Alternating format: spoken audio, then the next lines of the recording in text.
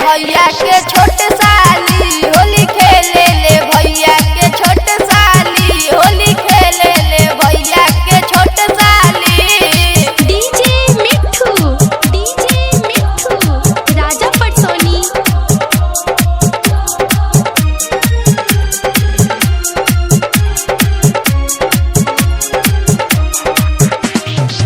कहत रहे होली अकेले खेले आईब, ए भाई साथ अपना सखी के लिए आइल, सखी के लिए आइल।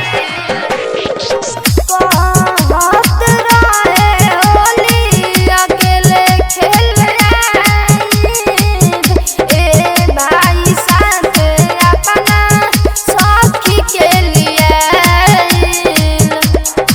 बिया पहन के कपड़ा हाफ वाली आइल, बिया पहन के कपड़ा हाफ वाली।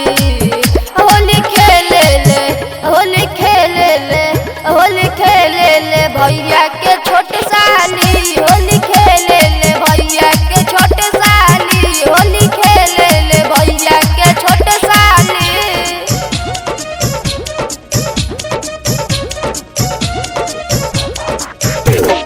डीजे मिठू राजा पटसोनी।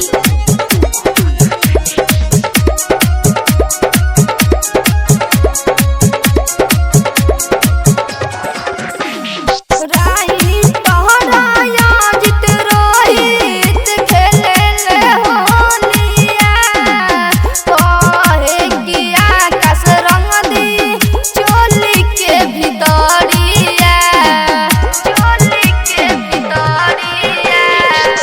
राई तोहराया जित बिकी खेले ले होलिया, कहे किया कस रंग दी चोली के भितरिया। ना बिपिन के बजा के नाचे हाली हाली गाना, बिपिन के बजा के नाचे हाली हाली। होली खेले ले, होली खेले ले, होली खेले ले, भैया के छोट